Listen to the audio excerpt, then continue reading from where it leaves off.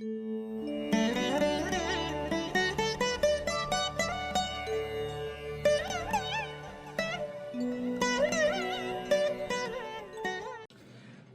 Channel நேயர்கள் அனைவருக்கும் இனிய நல்வாழ்த்துக்கள். எல்லோரும் நன்றாக இருப்பீர்கள்.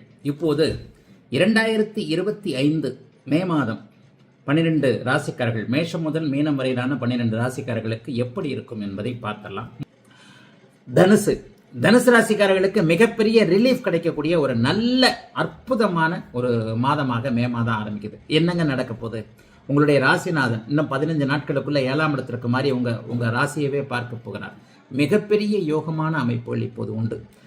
அதாவது பொதுவாகவே சுப கிரகங்கள் ராசிநாதனாகி அவர்கள் தன்னுடைய ராசியை பார்க்கும்போது நல்லவைகள் நடக்கும் என்பது உறுதி. ஒரு வருஷமாவே தனுசு ராசிக்காரங்க யாரும் நல்லா இல்லை. ஏன்னா 6ஆம் இடத்துல உட்கார்ந்து அவர் கடன், நோய், வம்பு, வழக்கு, அசிங்கம், கேவலம், எதிரி, விபத்து போன்ற அமைப்புகளை தனுசு ராசிக்காரர்களுக்கு கொடுத்து கொண்டிருந்தார் என்பதுதான் உண்மை. ஏதாவது ஒரு வகையில தனுசு ராசிக்காரர்கள் இந்த 11-12 மாதங்கள்ல பாதிக்கப்பட்டீங்க. என்ன பாதிக்கப்பட்டீங்க? கடனால பாதிக்கப்பட்டீங்க, நோயால பாதிக்கப்பட்டீங்க, எதிர்ப்பாலையோ, வம்பு, வழக்கு, விபத்து, அசிங்கம், கேவலம் போன்ற அமைப்புகள் இருந்ததுல அது எல்லாமே மே மாதம் 15ஆம் தேதிக்கு பிறகு அப்படியே மாறுகிறது. கொண்டாடக்கூடிய நல்ல மாதமாக இந்த மே மாதம் கண்டிப்பாக அமையும். சகல கிரகங்களும் இப்போது அப்படியே மாறக்கூடிய சூழ்நிலையில வந்துருச்சு. என்னன்னா, மே 14ஆம் தேதி குருப்பெயர்ச்சி 7ஆம் இடத்திற்கு போய் ராசியை பார்த்து புனிதப்படுத்த போகிறார். 11ஆம் இடம், ராசி, 3 இந்த 3 நல்ல முக்கிய பாவகங்களும் புனிதப்படுத்த போவது பண விவகாரங்கள்ல நல்லவைகள், நல்ல அமைப்புகள் இதாகக்கூடிய அமைப்புகள் இப்போது கண்டிப்பாக தனுசு ராசிக்காரர்களுக்கு இருக்கிறது. எல்லா நிலைமைகள்லையும் பணவரவு இருக்கும், தொழில் நல்லா இருக்கும், வேலை நல்லா இருக்கும், குடும்பத்தில் நிம்மதி இருக்கும், ஒரு நல்ல பேர் வாங்க முடியும். அதற்கடுத்து 4 நாட்கள்ல நடக்கக்கூடிய ராகு கேது பயிற்சி அப்படியே 3ஆம் இடத்திற்கு வந்து விடுகிறார். இதுவரைக்கும் முயற்சிகள் பலிக்காமல் இருந்தவர்கள், எதிர்ப்புகள் அதிகம் இருக்கின்றது என்பது போன்ற ஒரு கலக்கங்கள் இருந்தவங்க எல்லாருக்குமே தானாகவே எதிரிகள் காணாது போகக்கூடிய அமைப்புகள் எல்லாமே இப்போது அப்படியே மாறுதுங்க. மிகப்பெரிய நல்ல மாற்றங்கள் இப்போது தனுசு ராசிக்காரர்களுக்கு வர இருக்கிறது. எதை பற்றியும் கவலைப்பட வேண்டாம். குடும்ப வாழ்க்கை நல்லா இருக்கும். காதலன் காதலி உறவுகள் நன்றாக இருக்கும். இவர்தான் கணவன் மனைவி என்பது 7ஆம் இடத்தின் குரு மூலமாக தெரியக்கூடிய அமைப்புகள் உண்டு. குடும்ப நல கோர்ட்டுகளுக்கு அலைந்து கொண்டிருந்தவர்களுக்கு சாதகமான தீர்ப்புகள் வரும். எண்ணம் பலிக்கும். எதையும் செயல்படுத்த முடியும். எல்லாம் மே மாதத்திலிருந்து 15ஆம் தேதிக்கு பிறகு சரியாகும் என்கின்ற நம்பிக்கை இந்த மாத ஆரம்பத்திலேயே வந்து விடுகிறது. தொழிலும் நல்லா இருக்குங்க. அனைத்தும் கிடைக்கக்கூடிய யோக மாதம். தனுசு ராசிக்காரர்கள் எல்லோருக்கும் வயதிற்கேற்றாற் போல இந்த மே மாதம். மகர ராசிக்காரர்களுக்கு இப்பதான் 7 சனி கம்ப்ளீட்டா முடிஞ்சிருச்சு. 7 சனி முடிஞ்சிட்டாலே ஏதாவது ஒரு வகையில நீங்க செட்டில் ஆகக்கூடிய சில விஷயங்கள் ஆரம்பிக்கும் அப்படிங்கிறது விதிங்க. மே மாதத்திலிருந்து அப்படியே ஆரம்பிக்கும். போன மாதத்திலிருந்து உங்களுக்கு ஏதாவது சில அடையாளங்கள் தெரிஞ்சிருக்கும். ஆனால் உங்களுக்கு தெரிகிற மாதிரி நடக்காது. யாராவது ஒருத்தரோ அல்லாத ஒரு தொழில் முறையோ அறிமுகமாயிருக்கும். படிப்படியாக சிக்கல்கள்ல இருந்து நீங்கள் விலகி வரக்கூடிய தன்மைகள் இப்போது உண்டு. ஐயா, இது வரைக்கும் 5ஆம் இடத்திலிருந்து குரு பகவான் பார்த்து கொண்டிருந்தார், 6ஆம் இடத்துக்கு போயிட்டாரு அப்படின்னு பார்த்தீங்கன்னா 6ல் இருக்கிற குரு 10 பார்ப்பார். 10ஆம் இடம் என்பது தொழில் ஸ்தானம். இதுவரைக்கும் தொழில் நன்றாக இல்லாத இருந்தவங்க கடந்த 7 வருடம் அல்லது 5 வருடமாக தொழிலே இல்லை அப்படிங்கிற அமைப்பில் இருந்தவங்க, வேலை சரியா இல்லை, தொழில் சரியா இல்லை, வியாபாரம் நல்லா இல்லை, விவசாயம் நல்லா இல்லை, அந்த பிரச்சனை இந்த பிரச்சனைன்னு சொல்லிட்டு தொழிலில் எந்த நிலைமையிலையும் ஒரு முன்னேற்றமே இல்லாத ஒரு சூழலில் இருந்து கொண்டிருந்த மகர ராசிக்காரர்கள் எந்த வயதுக்காரர்களாக இருந்தாலும் இந்த மாதத்திலிருந்து படிப்படியாக தொழில் நல்லா இருக்குங்க. கொஞ்சம் புது கடன் வாங்கணும், நல்லதுதான். வளர்ச்சிக்கான கடன் வாங்குவீங்க. 6ஆம் இடத்தில் குரு பகவான் வரும் பொழுது வளர்ச்சிக்கான ஒரு தொழிலை டெவலப் பண்றதுக்கு, புது பிரான்ச் ஆரம்பிக்கிறதுக்கு, வீடு கட்டுறதுக்கு, வாகனம் வாங்குறதுக்கு உண்மையான தேவைக்கு ஏற்ப கொஞ்சம் வளர்ச்சிக்கான கடன்கள் வாங்கக்கூடிய தன்மைகள் உண்டு.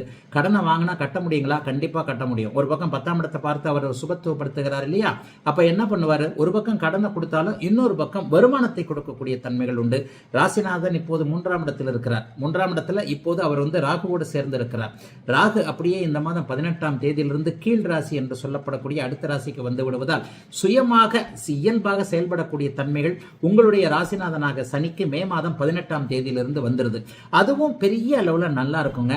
இது வரைக்கும் இதுல கஷ்டப்பட்டேன், அதுல கஷ்டப்பட்டேன், குடும்பம் நல்லா இல்ல, மனைவி நல்லா இல்ல, கணவன் நல்லா இல்ல, புள்ள பேச்சு கேட்கல, பிள்ளையால தொல்லை, நானே கடன்ல போய் மாட்டிக்கிட்டேன், எனக்கே உடம்பு சரியில்லாம போயிடுச்சுன்ட்டு இந்த மாதிரி மனிதர்களுக்கு என்ன பிரச்சனைகள் வருகிறதோ அத்தனை அத்தனை பிரச்சனைகளையும் கடந்த 7 வருடங்களாக அனுபவித்து விட்ட அத்தனை மகர ராசிக்காரர்களுக்கும் படிப்படியாக நன்மைகள் வரக்கூடிய அமைப்புகள் இப்போதிருந்தே வந்துருங்க.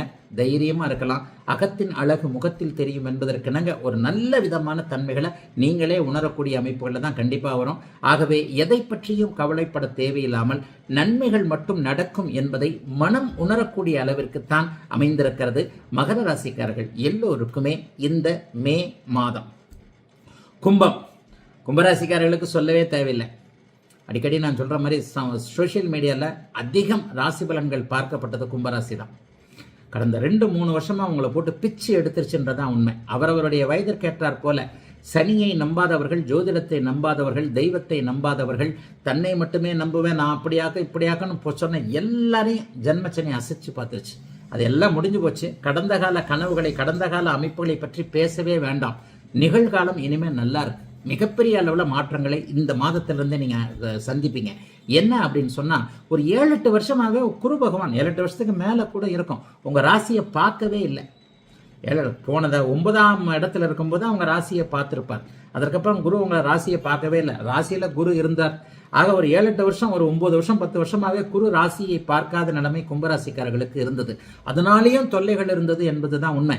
இப்போ பாருங்க, இந்த மே மாதம் 14ஆம் தேதியிலிருந்து ஒரு 10 வருடங்களாக 7-8 வருடங்களாக உங்களுடைய ராசியை பார்க்காத குரு பகவான் 5ஆம் இடத்திலிருந்து அப்படியே ராசியை பார்க்க போகிறார். இந்த ராசியை குரு பகவான் பார்ப்பது என்பது பெரிய தீராத பிரச்சனைகள், தீராத நோய்கள், தீராத கடன்கள் போன்ற மனதை உறுத்தி கொண்டிருக்கக்கூடிய அத்தனை விஷயத்தையும் அப்படியே நீக்கக்கூடிய ஒரு நல்ல அமைப்பு. இதற்காகத்தானே ஆசைப்பட்டாய் பாலகுமாரான்னு சொல்லுவாங்கல்ல, அந்த மாதிரியாக ஒரு ராஜபாட்டையை விரித்து கொண்டிருக்கின்ற அமைப்பு இப்போது படிப்படியாக கும்பராசிக்காரர்களுக்கு வர ஆரம்பிக்குது. ஐயா, இன்னும் 7 சனி முடியலையே, அதை பற்றிலாம் கவலைப்படாதீங்க. ஜென்மச்சனியோட 7 சனி முடிஞ்சதாக தான் கணக்கு. ஜென்மச்சனியில் பட்ட அடி உங்களுக்கு இனிமேலாம் யாரும் கொடுக்க போகிறதில்ல. அடுத்த அஷ்டமச்சனி வரும்போது தான் ஏதாவது ஒரு சின்ன சின்ன பிரச்சனைகள் நடக்கும். ஆக போனது எது கிடைக்கலன்னு நினச்சிக்கிட்டு இருந்தீங்களோ அதெல்லாம் கிடைக்கும். என்னென்ன தடைகள் இருக்குதோ அந்த தடைகள் எல்லாம் விலகக்கூடிய தன்மைகள் உண்டு. தொழில் நல்லாயிருக்கும், வேலை நல்லாயிருக்கும், வியாபாரம் நல்லாயிருக்கும், பணங்காசை கண்ணில் பார்க்க முடியும், குடும்பத்தில் அமைதி இருக்கும், கல்யாணம் நடக்கும், புள்ள பிறக்கக்கூடிய அமைப்புகள்லாம் 5ஆம் இடத்தின் மூலமாக வந்துடுது. அதிர்ஷ்டமே இல்லைன்னு நினச்சி கொண்டிருந்த எல்லாருக்குமே இந்த மாதத்திலிருந்து நல்லவைகள் நடக்க ஆரம்பிக்குது. படிப்படியாக முன்னேற்றங்கள் சர்வ நிச்சயமாக உண்டு. ஐயா, ராகுகேது பயிற்சி 2ஆம் இடத்துக்கு ராசியிலே வந்துடுது அப்படின்னு பார்த்தீங்கன்னா, ராசியில் சனியை மாதிரி ராகுகேதுகள் பெரிய அளவில் இது கொடுக்கறதில்ல, துன்பங்களை கொடுக்கக்கூடிய அமைப்புகள் இல்லை. ஈர்ப்பு விசையை கொண்ட சனி தான் அதிகமான தொல்லைகளை கொடுப்பாரே தவிர ராகு கண்டிப்பாக இல்லை. ஆகவே எதையும் நல்ல விதமாக நடத்த முடியும் என்கின்ற தன்னம்பிக்கையும் தைரியமும் வரக்கூடிய, எல்லாவற்றிலும் ஒரு நிறைவுகள் இருக்கக்கூடிய அருமையான நல்ல மாதமாக அமைந்திருக்கிறது. கும்பராசிக்காரர்கள் எல்லோருக்கும் வயதிற்கு ஏற்றாற் போல இந்த மே மாதம். மீனராசிக்காரர்களுக்கு ஒரு பெரிய சமாளிக்கும் திறமை, தைரியம் வரக்கூடிய அமைப்புகள் இப்போது உண்டுங்க. இந்த மாதம் 14ஆம் தேதியிலிருந்து உங்கள் ராசிநாதன் 4ஆம் இடத்திற்கு போகிறார். 4ஆம் இடத்துக்கு போகிறதுல அவர் பெரிய யோகத்தை செஞ்சிட மாட்டாருங்களே ஐயா அப்படின்னு பார்த்தீங்கன்னா, அப்படிலாம் கிடையாதுங்க. அவர் 4ஆம் இடத்திலிருந்து 10ஆம் இடத்தை பார்ப்பார். அந்த 10ஆம் இடத்தை பார்ப்பது என்பது மிகப்பெரிய ஒரு அமைப்பு. 8, 10 இந்த 2 இடங்களை அவர் பார்க்கறதே மிகப்பெரிய யோகம். 8, 10, 12 3 இடங்களை பார்ப்பார். இந்த 8ஆம் இடம் என்பது எதிர்பாராத அதிர்ஷ்டத்தையும் வெளிநாடு வெளிமாநிலம் போன்ற அமைப்புகளையும் குறிக்கக்கூடிய இடம். ஆக என்ன நடக்கும், மே மாதத்திலிருந்து தூர இடங்களுக்கு போய் பிழைக்கணும்னு நினைக்கிறவங்க, தமிழ்நாட்டில் பிறந்து வெளிநாட்டுக்கு போய் செட்டில் ஆகணும் படிக்கணும்னு நினைக்கக்கூடியவர்கள் எல்லாருக்குமே மே மாதத்திற்கு பிறகு படிப்படியாக அந்த பாஸ்போர்ட், விசா போன்றவைகள் கிளியர் ஆகக்கூடிய தன்மைகள் சர்வ நிச்சயமாக உண்டு. எதை பற்றியும் கவலைப்பட வேண்டாம். வெளிநாட்டிற்கு கண்டிப்பாக போக முடியும்.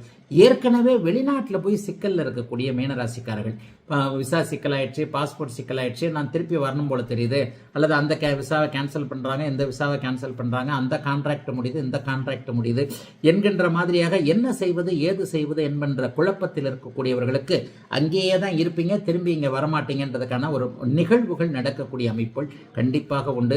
இதுவரைக்குமே வேலை நிரந்தரம் இல்லாதவர்களுக்கு நிரந்தரமான வேலை இந்த மே மாதத்தின் இறுதியிலிருந்தே கிடைக்கும். இந்த மாதத்திலிருந்தே ஒரு கான்ட்ராக்ட் கண்டினியூ ஆகிறது, வேலையே இதிலிருந்து கிடைக்கிறது, வேலை போனாலும் புதிய வேலை கிடைக்கிறது. இந்த மாதிரியான அமைப்புகள் கண்டிப்பாக இருக்கும். மே மாதம் 18ஆம் தேதிக்கு பிறகு உங்கள் ராசியிலிருந்து அப்படியே ராகு கீழே இறங்கிடுறார், 12ஆம் இடத்திற்கு வந்து விடுகிறார். இது ஒரு மிகப்பெரிய ரிலீஃப். ஜென்மச்சனியில் அதாவது என்னமோ சொல்லுவாங்களே, கொடுமைன்னு கோயிலுக்கு போனால் அங்கே 2 கொடுமை ஜிங்கு ஜிங்குன்னு ஆடிச்சான்னு சொல்லுவாங்க. இப்போ உங்கள் ராசியில் 2 கொடுமை இருக்குது. ஒன்று சனி, ஒன்று ராகு. இந்த 2 கொடுமைகளில் ஒரு கொடுமை அப்படியே கீழே இறங்கக்கூடிய அமைப்பு இந்த மே மாதம் 18ஆம் தேதி நடக்கிறது. அது ஒரு மிகப்பெரிய ரிலீஃபை உங்களுக்கு கண்டிப்பாக கொடுக்கும். அதனால் பெருசாலாம் ஒன்றும் கவலைப்படாதீங்க. பெரிய அளவுகள்லாம் சோதனைகள் இருக்காது. 50 வயதுக்கு மேற்பட்டவர்களுக்கு நல்லவைகள் நடக்கும்ன்றதை அடிக்கடி சொல்கிறேன். எல்லாம் வீட்டுக்கு பொருள் வாங்கக்கூடிய செலவுகள் செய்யக்கூடிய அமைப்புகள் தான் இருக்கும். ஆனால் ஒரு 30 வயதுகளில் இருக்கக்கூடிய மீனராசிக்காரர்களுக்கு வாழ்க்கை என்றால் என்ன என்பதை அறிந்து கொள்ளக்கூடிய தன்மைகளுக்கான ஆரம்பம் இந்த மே மாதம் இருக்குங்க. யாரையும் நம்பிட வேண்டாம். நண்பர்களை பார்த்தேன், இவரை பார்த்தேன், அவரை பார்த்தேன், அல்லது பெண்களால் மனத்துன்பம், ஆண்களால் மனத்துன்பம் என்பது மாதிரியான எதிர்பாலினத்தவரின் ஈர்ப்புகள், அதன் மூலமான அமைப்புகள், நமக்கு என்ன பிடிக்காதோ அதை மற்றவங்க செய்கிறது என்பது போன்ற விஷயங்கள் கண்டிப்பாக இருக்கும். ஆயினும் மீனராசிக்காரர்கள் ரொம்ப புத்திசாலிகள், அதை விட நல்லவர்கள் என்பதால் எதையும் கடக்கக்கூடிய அமைப்புகள் உங்களுக்கு கண்டிப்பாக உண்டு. ஆகவே கொஞ்சம் பொறுமையும் நிதானமும் இருந்தாலும் கூட எல்லாமே மாதத்தின் இறுதியில நல்ல விதமாக நடக்கக்கூடிய ஒரு சுபங்கள் இருக்கக்கூடிய, அசுபங்களை விட சுபங்கள் அதிகமாக இருக்கக்கூடிய நல்ல மாதமாகவே அமைந்திருக்கிறது. மீனராசிக்காரர்கள் எல்லோருக்கும் வயதிற்கு ஏற்றாற் போல இந்த மே மாதம்